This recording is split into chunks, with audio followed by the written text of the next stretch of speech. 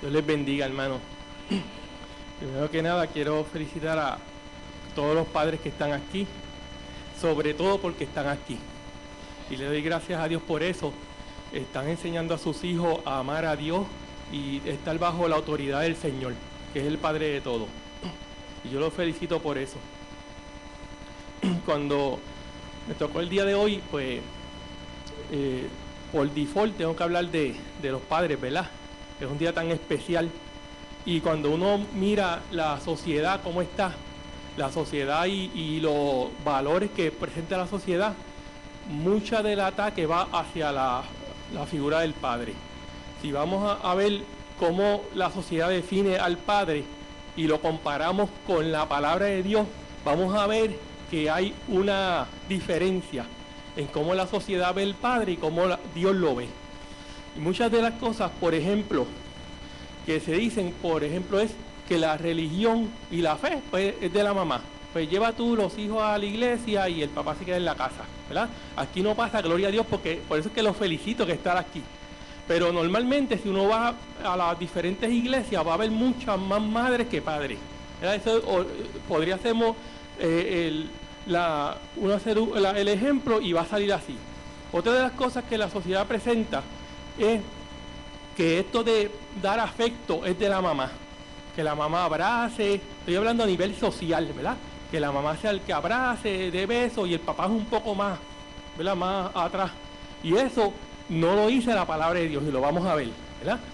Y otra de las cosas es que la enseñanza es la cuestión de la mamá y es realmente de los dos. Todo lo que estoy diciendo tienen que envolverse los dos, pero el papá tiene una función súper importante en la sociedad y la vamos a ver a través de las palabras que vamos a leer ahora. Cuando vamos a la raíz de la palabra padre, me puse a buscarla y es interesante que en hebreo la palabra es jorín y viene de la raíz que es moré y significa maestro. Fíjense como ya la palabra padre en hebreo rompe con el parámetro de que el que enseña solamente es la mamá.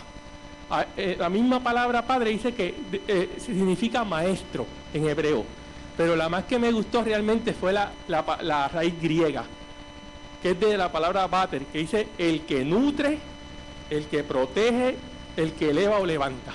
Tremendo, yo voy a repetir porque me encantó esa definición, ¿verdad? De padre, la palabra padre, el que nutre, el que protege, el que eleva o levanta.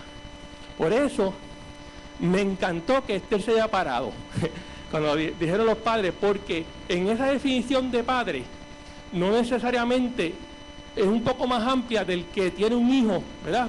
Tiene un hijo, sino que si usted, por ejemplo, es un tío que tiene una influencia en un sobrino, usted tiene una función de padre, aunque no lo sea.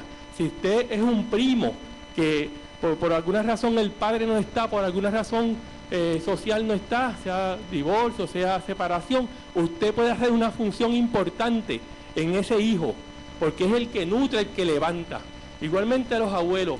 En mi experiencia, yo no viví con mi padre, no tuve esa figura paterna, pero tuve un abuelo que me enseñó lo que es responsabilidad, me enseñó lo que es trabajo. Y yo veía el modelo de mi abuelo y me nutrió, y además de muchos líderes cristianos que fueron como padres para mí. Aún puedo decir que en esta iglesia el pastor es como mi papá, porque me está enseñando, me está nutriendo normalmente. Nosotros tenemos también el Padre Celestial, que es el Padre de Padres. Pues las características del Padre en la Biblia son bien importantes, y la primera característica que se ve es que el Padre debe ser sacerdote y profeta. ¿Qué es un sacerdote? Pues el sacerdote es el que presenta a su familia a Dios. Es aquel que lleva a Dios, su familia la presenta a Dios a través de la oración, a través de presentársela al Señor. Y es interesante, un ejemplo en la Biblia bien tremendo es Job. Job tenía 7 hijos y 3 hijas. Y yo creo que los hijos tenían algo de sangre latino, porque decía que él siempre estaban en party. Dice que se turnaban, hoy te toca la casa a ti, y hacían un party allá. Si usted lee la escritura, en Job 1 decía que todos los hijos estaban constantemente en convites, en party, en banquetes, tenían un party continuo, ¿verdad? Y se turnaban y invitaban a sus hermanas. casi igual que nosotros, si se parece de pura casualidad, ¿verdad? Que nos gusta la fiesta, el comer, el banquete. Pero Job hacía algo bien interesante, y lo vemos aquí en Job. Lo voy a leer, Job 1:5.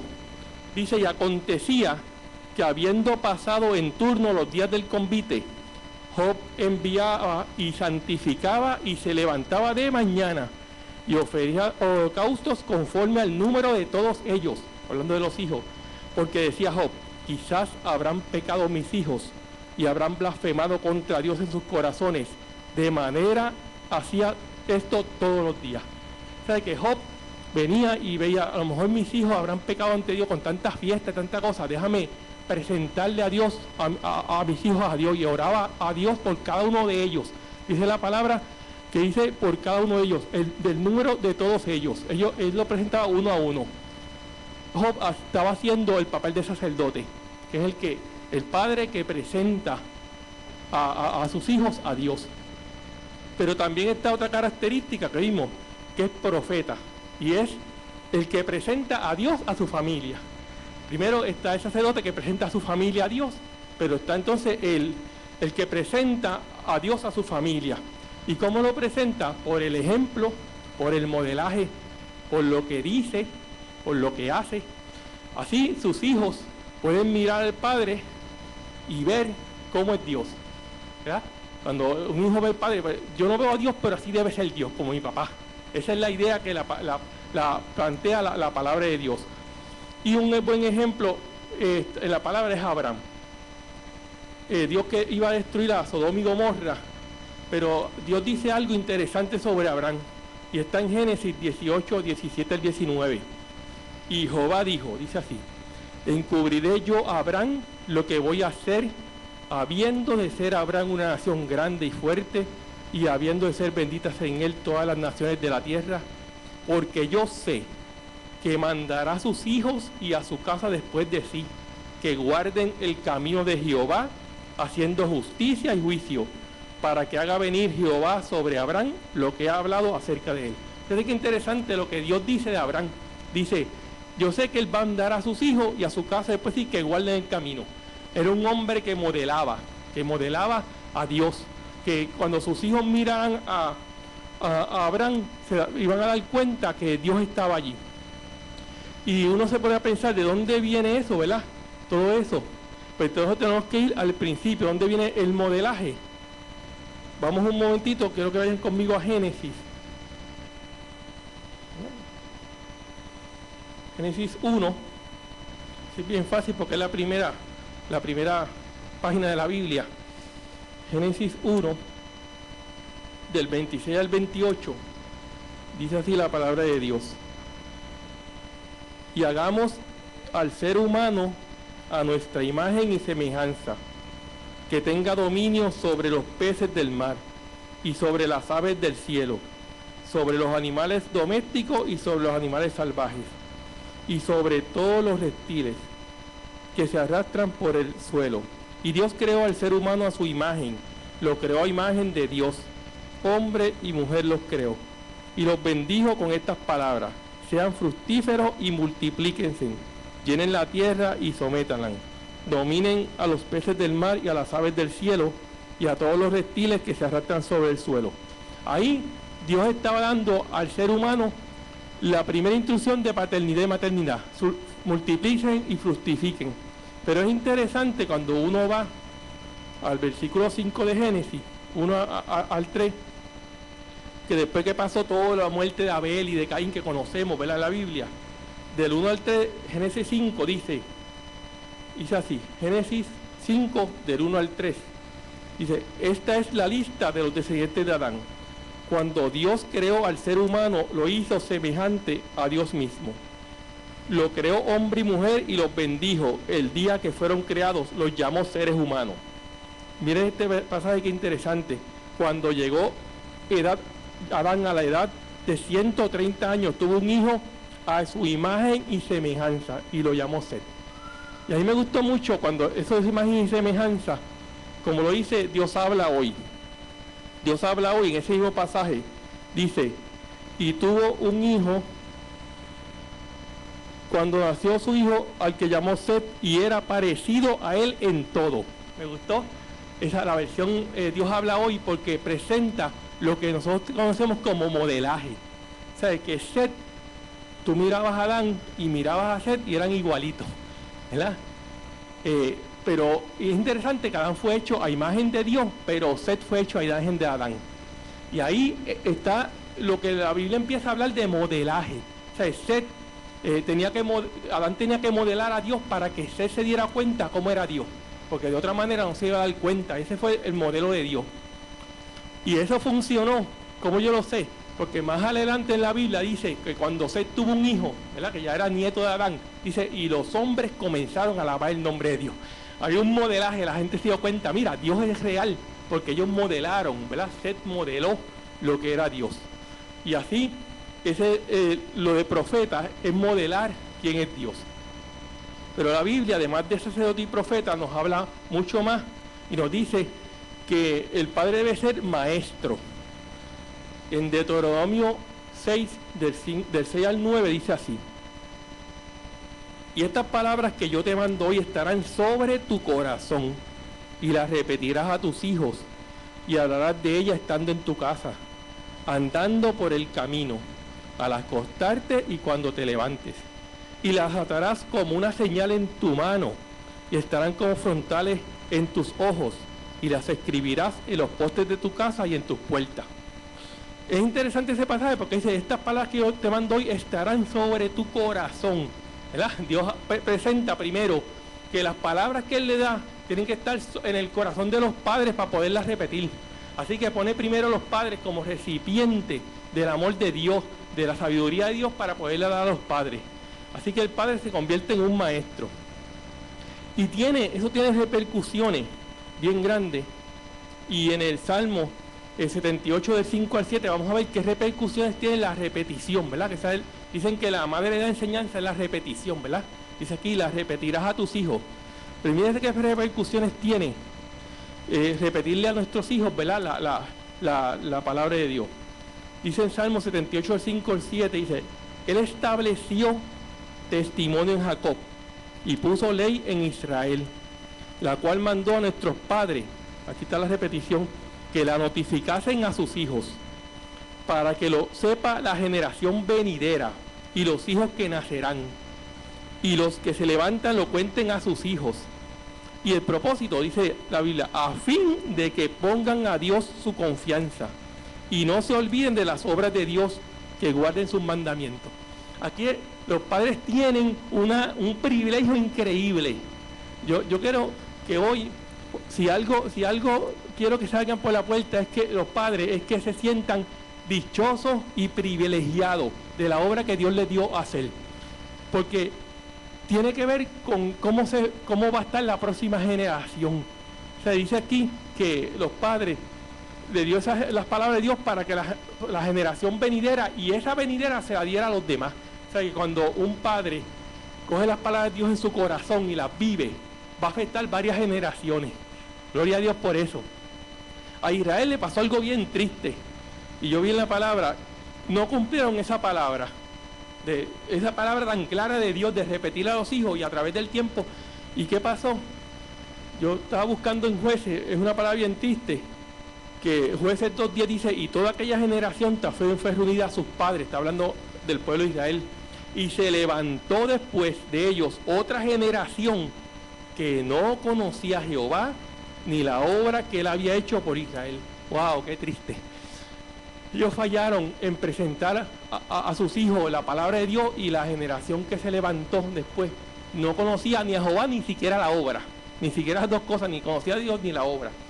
Y nosotros aquí, por lo menos en Puerto Rico y en el mundo entero, estamos ante yo diría, una fecha histórica para nosotros. ¿Cómo será nuestra próxima generación? Estamos viendo en nuestro país y en el mundo entero unas tendencias, ¿verdad?, hacia la homosexualidad, fomentar en las escuelas eso, hacia el pecado. Vemos la sociedad como está, y nosotros tenemos una responsabilidad histórica de cómo va a ser la próxima generación, cómo van a ser los próximos que se levanten cuando nosotros ya no estemos, cómo va a ser esta generación. Por eso yo quiero volver a felicitar a los padres que están aquí, a los padres que traen sus hijos a la iglesia, a los padres y las madres, porque estamos fomentando que la próxima generación, hay esperanza para la próxima generación. Gloria a Dios por eso. Pues el padre tiene que ser maestro, ya vimos, además de sacerdote y profeta.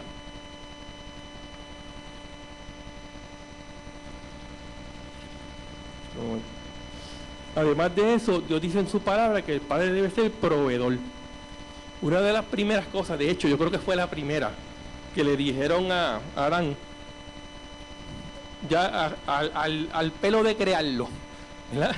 Génesis, está en Génesis 2:15, ¿verdad? Dice aquí.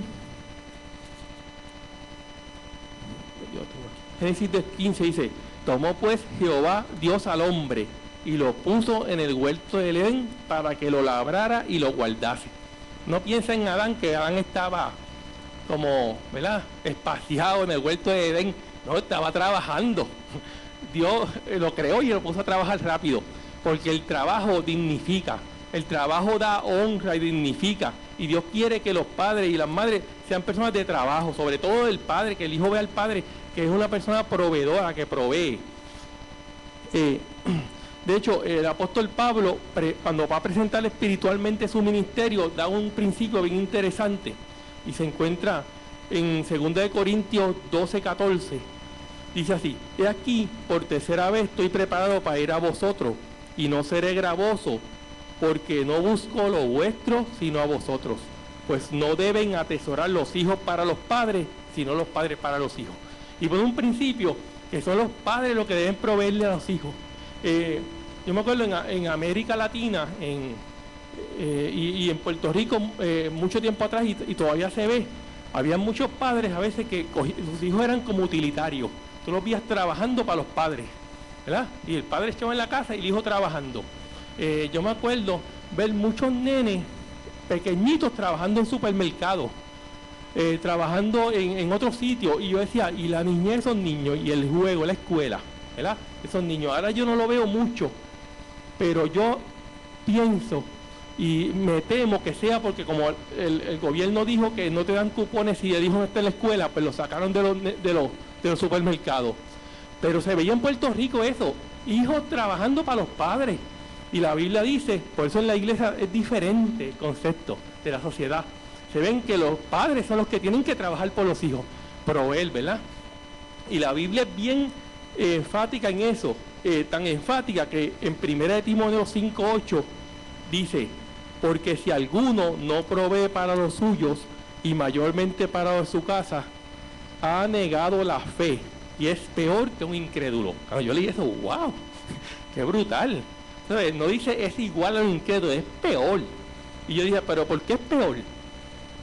Por lo que estamos hablando. El padre cristiano tiene que modelar a Dios. Y cuando el hijo ve al padre que no trabaja, que no hace nada, entonces hay un modelo deficiente de Dios. Hay un modelo que no le va a dar cómo es Dios, ¿verdad? Que Dios trabaja, Dios obra, Dios sigue creando, es creador. Y eso lo que va a hacer es que, por eso es que dice, es peor que un incrédulo. Porque ya un incrédulo, el hijo dice, pues este no cree en nadie. Pero el padre cristiano tiene que fomentar el trabajo. Por eso vimos que uno de estos es sacerdote y profeta, maestro y también proveedor. Y vamos a ver ahorita cómo eso es un privilegio, además de que es una responsabilidad, es un privilegio. Tenemos entonces que el padre, además de eso, debe ser amoroso y compasivo, ¿verdad? Y en Salmo 103, del 13 al 14, dice así: como el padre se compadece de los hijos, se compadece Jehová de los que le temen, porque Él conoce nuestra condición y se acuerda de que somos polvo. O sea, que dice que el padre se compadece de sus hijos. ¿Cómo un padre se puede compadecer de sus hijos? De muchas maneras. Por ejemplo, no presionándolos más de lo que pueden dar, ¿verdad? Muchas veces el hijo no llega a un nivel y el padre lo presiona y lo presiona y lo presiona y lo presiona. Entonces, es un niño, ¿sabes? No es un hombre. Entonces tienes que compadecerte y de sus debilidades del niño, de sus problemas. Hay niños que tienen dificultades y problemas y preocupaciones. A veces vemos que son niños y dicen, pues no tienen preocupaciones. Los niños tienen preocupaciones y a veces grandes, pues comprendiéndolo, compadeciéndose de los hijos, ¿verdad?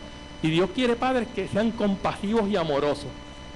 Y como con Dios no hay casualidad, aquí en el pasaje que leímos de Lucas, que leyó el pastor del hijo pródigo, yo lo tenía puesto, pero quiero enfatizar algunas de las cosas que pasó allí. Cuando uno ve el hijo pródigo, vemos un hijo que no era muy amable, ¿verdad? Muy considerado. Decirle a un padre en aquel tiempo que tú le dieras la herencia antes de que ¿cómo es? Antes de tiempo, en esa cultura era decir, me gustaría que te muriera. En esa cultura. Porque un hijo nunca pedía la herencia antes. La herencia era cuando el padre se moría. Así que ese hijo lo que le dijo al padre en puertorriqueño, a mí me gustaría que tú te murieras. Imagínense que un hijo le diga así a un padre. Es una cosa terrible. Y entonces el padre pues ni modo le dio la herencia, él vivió perdidamente, todo eso, pero es interesante algunos conceptos de ese, en 15 al 20 que lo leímos. Dice cuando aún estaba lejos, desde que el padre vio al hijo que venía, cuando estaba lejos ya lo reconoció. Ese es mi hijo, estaba esperándolo, ¿verdad? Fue movido a misericordia y corrió. No corrió el hijo, el que corrió fue el padre. Fíjense qué padre compasivo. A pesar de todo lo que había dicho el hijo, él lo vio de lejos. Y el padre fue el que corrió, se puso a andar y cogió para allá, ¿verdad? El hijo no se movió. Dice, lo echó sobre su cuello y le besó. Y es interesante lo que dice. Dice, sacad el mejor vestido. Él no dijo, ponle los trapitos y dáselo. O ponle un vestidito ahí, el mejor. El papá le dio el mejor. Debe ser el contraste entre un hijo sinvergüenza y malo, le dan el mejor, ¿verdad? Dice aquí, vestido y poner un anillo en su mano. El anillo en ese tiempo simbolizaba que lo volvió a poner en su posición otra vez. El hijo cuando el hijo se fue, perdió un sentido de la posición de hijo. No dejó de ser hijo, pero perdió su posición. Su relación con su padre la perdió. Vayan pensando a nivel espiritual lo que estoy diciendo. Perdió la relación con su padre. Y Dios, y el padre en este caso, lo volvió a poner en su relación con él. Le dio el anillo, le puso un anillo en el dedo. Y también calzado para sus pies. Y cogió el becerro, el flaquito, no, el gordo. Gloria a Dios por eso. Ese padre, el corazón de ese padre era un corazón compasivo, ¿verdad? Por su hijo. Le dio el gordo y dice, hagamos fiesta, vamos a fiestar. Fíjense en cómo Dios muestra este pasaje diciendo cómo es Dios con uno, pero también está implícito cómo deben ser los padres con los hijos en ese pasaje, ¿verdad? Y un corazón compasivo, ¿verdad? Un corazón que esté por sus hijos, ¿verdad? Y gloria a Dios, porque en la iglesia se ve eso, ¿verdad? Pero la otra contraparte, ¿verdad? De los padres, ya vimos las características, es también que disciplina, ¿verdad? Tú no puedes ser todo amor y todo amor y todo amor, tiene que haber también disciplina. Y es interesante lo que dice la palabra de Dios con eso. Dice, en Hebreos 12, de 7 al 9, dice así. Si soportáis la disciplina, Dios trata como a hijos, porque ¿qué hijo es aquel a quien el Padre no disciplina? Pero si no se os deja sin disciplina, de la cual todos han sido participantes, entonces sois bastardo y no hijo. Por otra parte, tuvimos nuestros padres terrenales que nos disciplinaban y los venerábamos. ¿Por qué no obedeceremos mucho mejor al Padre de los Espíritus y viviremos? Ahí está hablando que la disciplina que un padre era un hijo, lo identifica como hijo.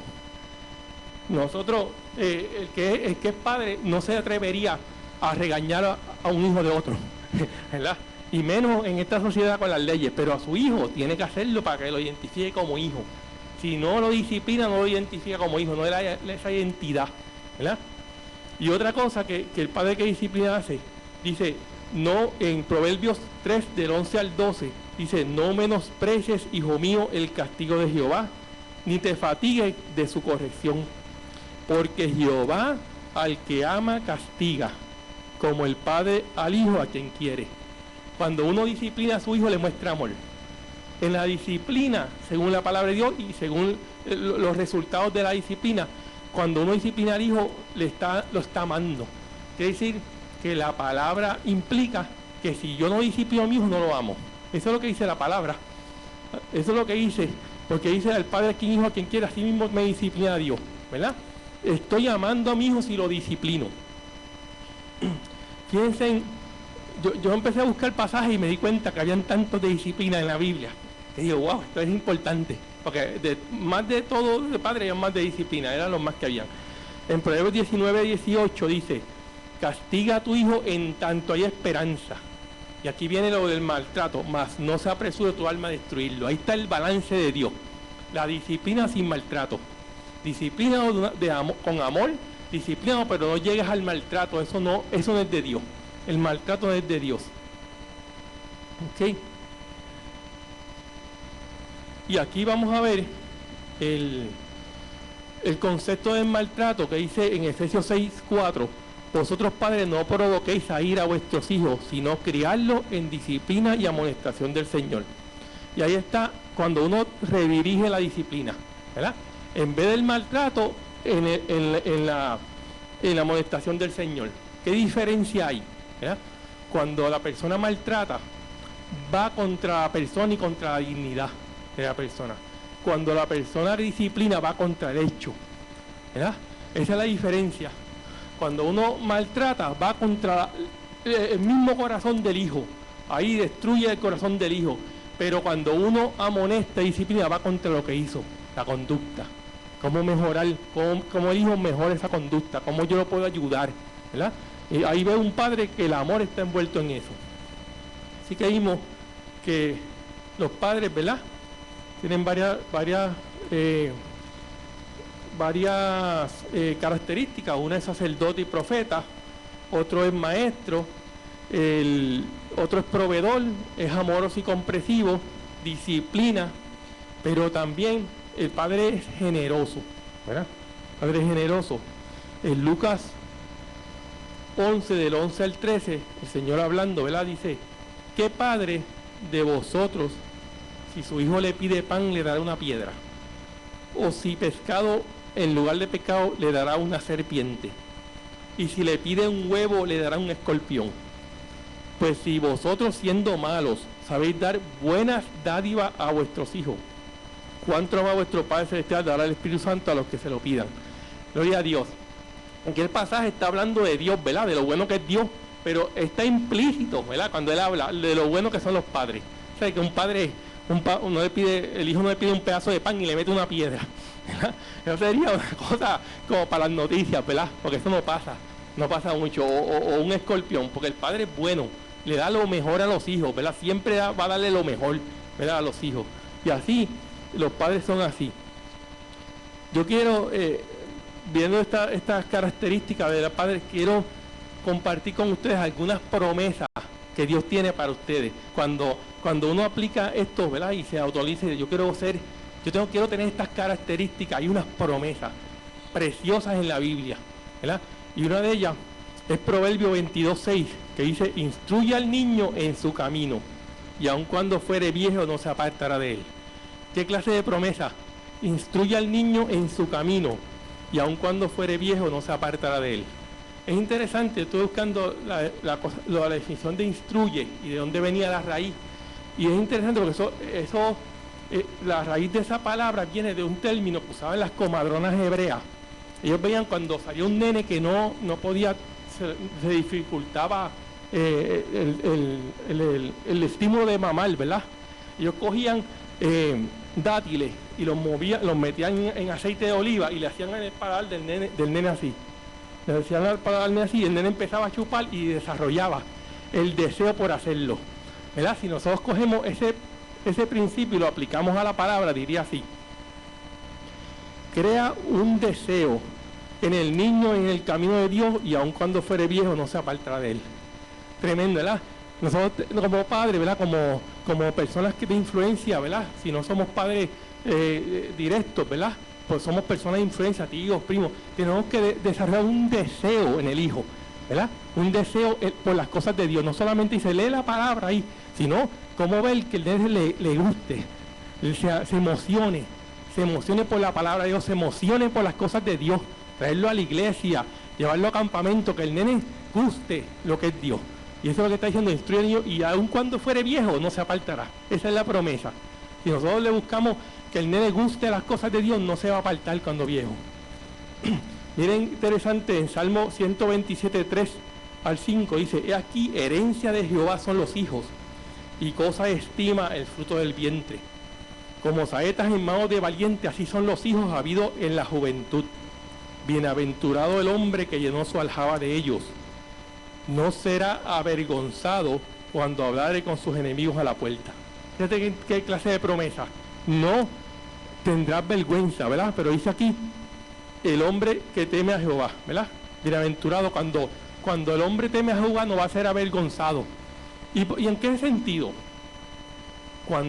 Normalmente cuando un nene hace algo malo, ¿verdad? No dicen el nombre del nene. El nene, el hijo de tal, ¿verdad?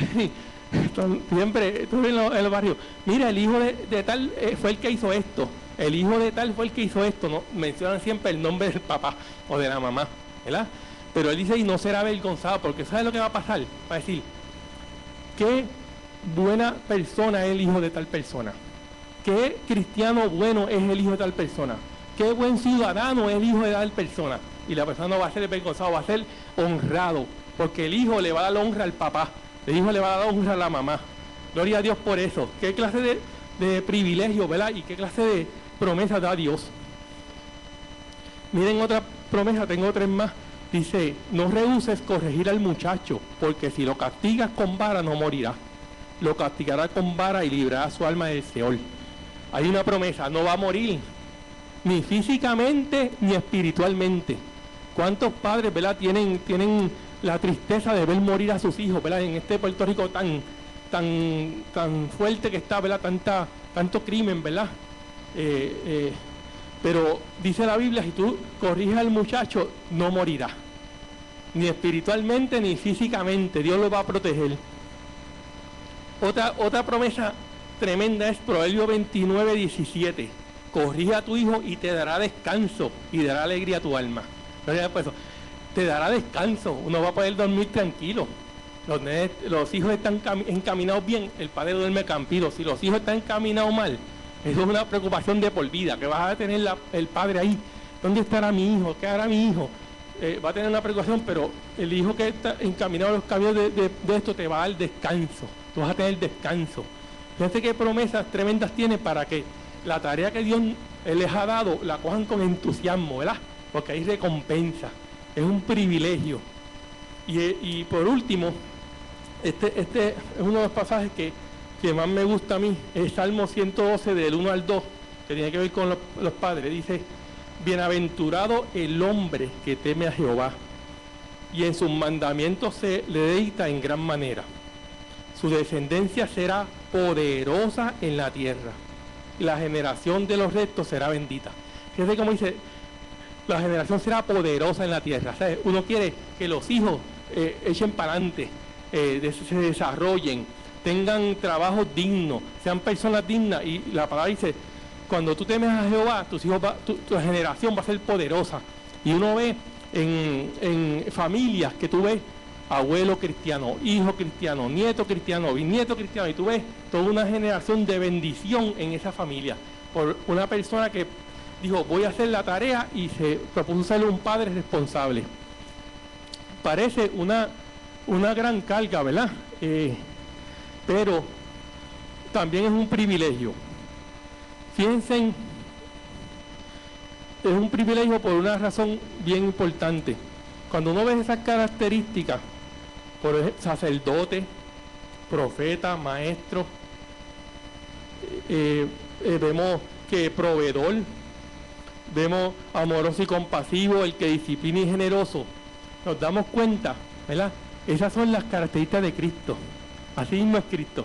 O sea, que a los padres y a las madres que cojan la batuta, Dios le da el privilegio de parecerse a Cristo, de ser como Cristo. Y los hijos van a ver eso y van a adorar a Dios. Yo quiero, antes de la oración final, quiero compartir, dedicarle a los padres una canción. Gracias a Dios no la voy a cantar yo porque se irían y la caja se... sí, Le quiero dedicar una canción y viene, y es interesante cómo empezó esto. Empezó con una canción de unos niños que ministraban de un hijo hacia un padre. Esta canción va de padre a hijo, de padre hacia Dios hacia el hijo. Y quiero que mediten en la palabra antes de finalizar con una oración.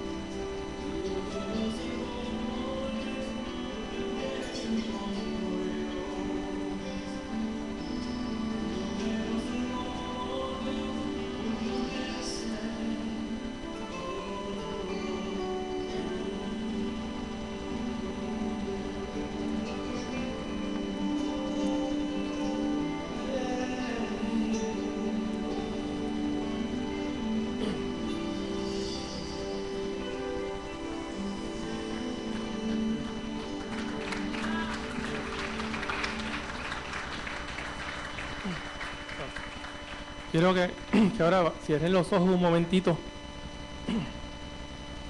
Quizás estás aquí en este día y como decía la canción y como decía la predicación, nadie puede ser como Dios si no va a través de Jesucristo.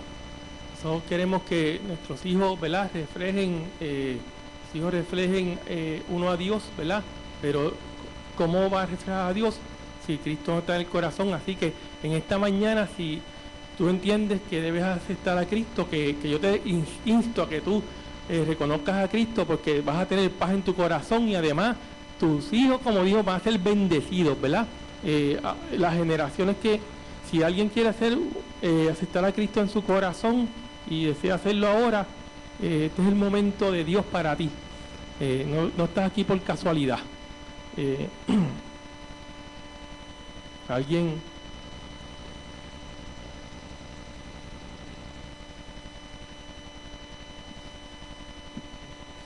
Pues también quiero pedirle a los padres que deseen que Dios siga siendo su norte, que sigan educando a sus hijos en el camino de Dios, que se pongan de pie para hacer una oración por todos los padres y las madres aquí también, que están criando hijos y que necesitan la fortaleza de Dios para seguir hacia adelante.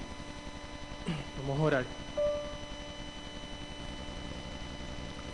Señor, gracias por este día, Señor. El Día de los Padres que se ha llamado, Señor, y es un día muy importante, Señor. Primero que nada porque tú te llamas Padre, y eres el Padre de nuestro corazón, eres el Padre de la iglesia, eres el Padre del universo. Y primero te damos gracias porque no hay un Padre como tú, Señor. No hay un Padre que se asemeja a ti, Señor. Aquellos que tienen Padre, Señor, que puedan reflejar, Señor, el amor tuyo y las características tuyas, Señor. Aquellos que son padres, Señor. Padre Santo, y aquellos que no han tenido el privilegio de tener padres así, que ellos entiendan que tú eres su Padre, que no hay Padre como tú, Señor. Que ellos sientan en esta mañana el abrazo tuyo, Señor. El amor tuyo, Señor. Señor, y ayuda a todos los padres que están aquí a seguir hacia adelante, Señor. Ellos te sirven y quieren, Señor, que sus hijos y sus nietos y todas sus generaciones sean bendecidas, Señor. Nosotros te rogamos que tú traigas una bendición especial sobre cada uno de ellos en esta mañana, Señor. Y que, Señor, en sus corazones se vean contentos y agradecidos del gran privilegio que les has dado, Señor. Te damos gracias. En el nombre de Jesús. Amén.